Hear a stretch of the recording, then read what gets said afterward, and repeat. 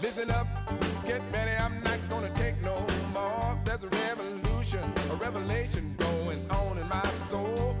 Buckle up, get ready, we're not gonna sit back. Welcome back to Live from the Heartland for the week of August 22nd. And while I was out at the Glenwood Avenues Art Fest, I ran into someone who was talking up this nuclear power situation here in Illinois, actually talking up against it. And I thought it would be a perfect time to bring our old friend Dave Kraft back on, because he's been working to stop nuclear power plants for a long time, at least since 1981. So given that the Illinois legislature has passed a bill to bring back nukes and is waiting for the governor's signature, we're hoping that doesn't happen. And I thought Dave would be a great guest. So good day to you, Dave Kraft. Mike, it's good to see you again. And I'm glad you're still out there fighting the fake news. So. And you too. Well, give me a little history, our listeners and viewers, a little history on no nukes in Illinois. Sure. You've been at it for a long time. Give us a little bit of information. Sure. We started in 1981 with two purposes, really, to promote a non-nuclear future in energy. We were, promoting renewables, efficiency, that sort of thing, but also to watchdog the nuclear power industry, because at that time and now today, our current company called Constellation, it used to be ComEd, it used to be Exelon, has more nuclear reactors than any other state. We have 11 operating reactors in Illinois. We had 3 that are shut down. We have 11,000 plus tons of high-level radioactive waste with no place to go because nobody knows how to dispose of it. So we have been, doing that function for the last, 44 years now, of promoting a carbon-free, nuclear-free future. So the situation now, though, is getting a bit dire, and it actually began with the very aggressive pro-nuclear Biden administration moves to promote nuclear power nationwide. The Biden administration unleashed the Department of Energy all over the place to promote first what are called small modular nuclear reactors. I'll get into what those are a little later. But also, after a few years, they decided they would even push for more of the large-scale reactors like we already have here, let's say at Braidwood, southwest of Chicago, Dresden. So they have been extremely aggressive in promoting nuclear. The industry is very happy about this. And we're finding ourselves kind of on the back heel to fight this off. It's an amazing what you can do when you have a budget the size of the Department of Energy to sell a product. So let me stop there a second. Well, tell me a little bit about the new bill here in Illinois, because initially I was not a fan of the governor back when he ran against Jan Schakowsky in the old days. But I've really appreciated his most of his policies and his attitude and his perspective. And I was a little surprised to learn that that the legislature passed to bring back the nuclear power plant bill, and that he is, whether he'll sign it or not, I don't know. You might have more insights into that. Tell us what's going on. Sure, a little bit of history on this one as well. As I said, we have more nuclear reactors here than any other state. And way back in 1987, it was recognized that the federal government was not doing its job at disposing of the radioactive waste from these reactors. Kind of like if you were to build the Sears Tower without bathrooms, that's kind of what the nuclear industry did. So they keep generating this stuff with no place to go. And Illinois, having the most reactors, has the biggest pile of garbage, radioactive garbage at that. So in 1987, it was decided to protect the state from becoming a de facto radioactive waste dump for the nation. We would pass a law which put a moratorium, not a ban, a moratorium on building new nuclear plants here until the federal government had an operating disposal facility for the waste. I mean, what a concept, Let's put the bathroom back in. Right on. That law had been on the books until 2 years ago, when Senator Sue Rezin, southwest of Chicago in the Morris, Ottawa region, put a bill forward to get rid of this moratorium. And as I mentioned a few minutes ago, the Biden administration has been gung-ho on promoting nuclear, as is the Trump administration now. But the idea was to, cancel the ban or the moratorium outright. At the time, Governor Pritzker put it to a halt. He said, wait a minute, I'm not going to move forward on this unless I can be sure that any new reactors would be operated safely. And he also, wanted some other changes to the legislation that was being proposed. Over the summer session, the break in the session, some changes were made. So in the fall of 2023, a partial repeal of the ban, of the moratorium rather, was put into effect, which allows for reactors smaller than 300 megawatts, those are the so-called small modular reactors, to go forward if people come to Illinois to want to build them. Now, I'll get to that in a minute because there are no small modular nuclear reactors anywhere. It's a theoretical concept. We call them small mythical reactors or PowerPoint reactors because that's where they exist. But anyway, they repealed that part of the moratorium, allowing for these smaller reactors if someone would come to Illinois with a proposal. Fast forward to this year, and again, Senator Rezin put forward the second repeal bill to get rid of the ban, the repeal for the large reactors.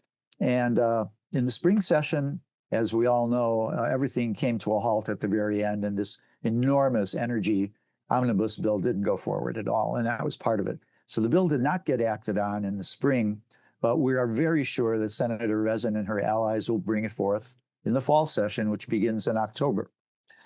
Unfortunately, the nuclear industry has a much easier access to the governor's office than we do. And rumor has it that folks like Joe Dominguez of Constellation Power have tugged the ear of Governor Pritzker to the point where he just said this last week, and I will quote this from the trade press. We in Illinois can do something very important. We can get rid of the moratorium on nuclear, which has been in place for decades now. We already got rid of it on the small modular nuclear. We can do that on large nuclear. It's going to be an important part of the transition to renewable energy everywhere and to our 2050 goal of clean energy. That was very disheartening because we thought the governor had more sense in recognizing that the purpose of the moratorium, first and foremost, was to get a hold on the production of radioactive waste, because you can't have reactors without making waste. And we have brought this up in our testimony in 2023 and also this past spring, that the very purpose of the moratorium is being undercut by moving forward. The federal government still, after all these years, does not have a place to dispose of high-level radioactive waste. They thought they had something at Yucca Mountain. The project fell through. There's no plan B. So all this waste that is in existence now, and all the waste that would be created if we built more reactors, is going to sit here in Illinois at the nuclear power plant sites on all of our rivers, waiting for the magical day when we get a hole in the ground to dispose of the waste. So we are opposing, once again, the repeal of the large nuclear reactor moratorium because, quite frankly, the 11 we have were not economic to begin with, or we wouldn't have bailed them out to $3 billion back in the day when the CEJA legislation was passed in 2021. These reactors were so uncompetitive that the state had to pony up, a bankroll of over $3 billion. And now we're going to add more reactors to this mix. Economics don't work. So we're opposing it not just on the waste ground, but certainly on the economic ground. Now, there's one last piece I'll add here, and then I'll let you go again. The world has changed since the Biden administration has gone out of business, and now we have the Trump administration. And in April, President Trump enacted 4 executive orders. And these executive orders literally gut the Nuclear Regulatory Commission. This is the federal agency that's supposed to watchdog the nuclear power industry, making sure the plants are run safe, making sure the licenses are all up to steam. These executive orders will reduce the staff of the Nuclear Regulatory Commission.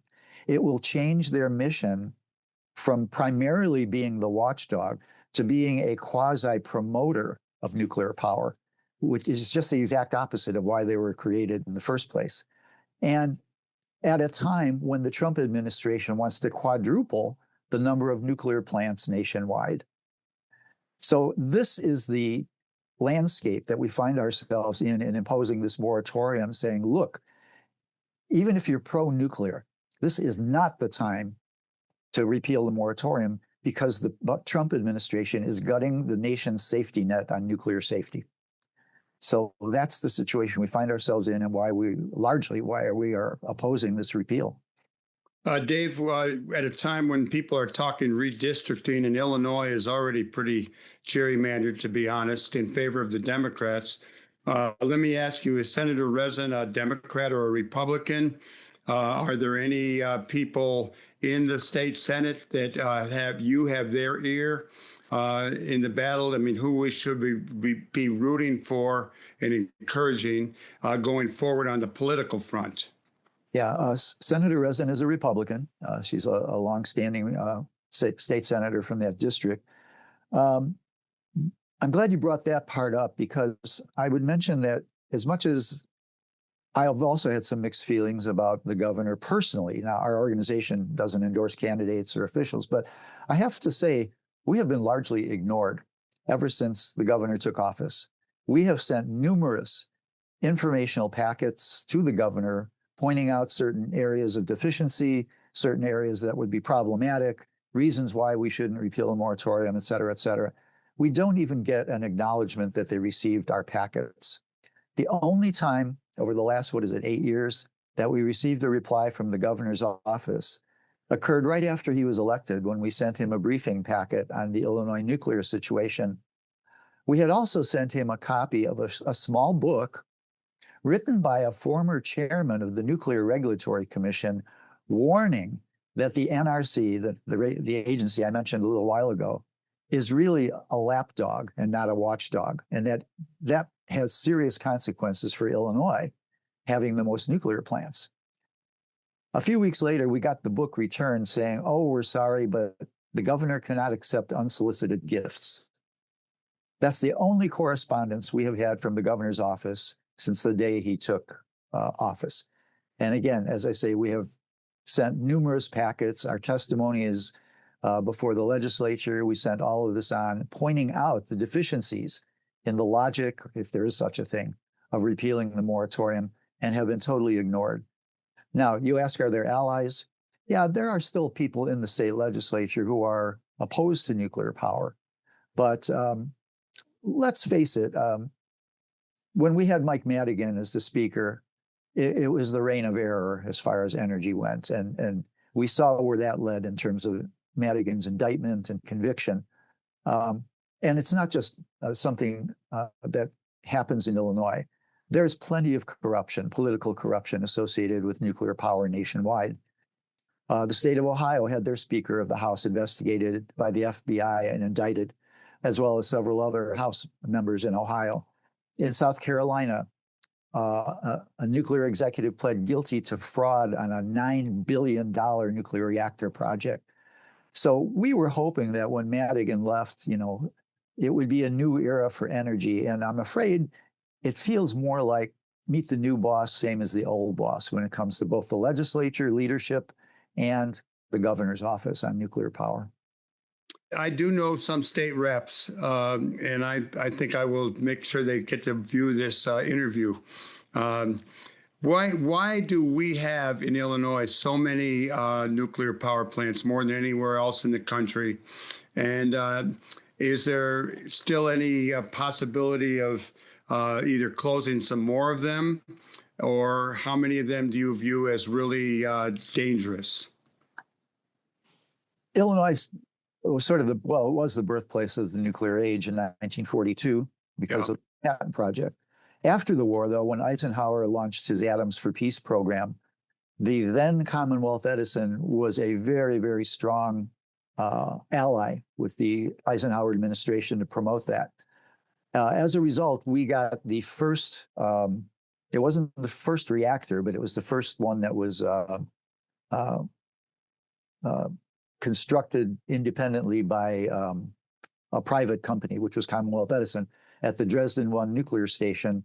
And ever since then, it's been off to the races in terms of nuclear because of their political connections, all the way to the present day. I mean, we used to joke in the days of the Obama administration that, Exelon was largely responsible for a lot of his support politically in Illinois and beyond. So the nuclear industry has been very politically powerful and continues to be, and certainly now that it has the Department of Energy's backing to promote nuclear. So you ask, what about retirement? We have some of the oldest reactors in the nation here, the two that are operating in Dresden, southwest of Chicago, and the two out on the Mississippi River called Quad Cities near the Quad Cities area. These reactors are the same vintage and older than the reactors in Fukushima that melted down and blew up.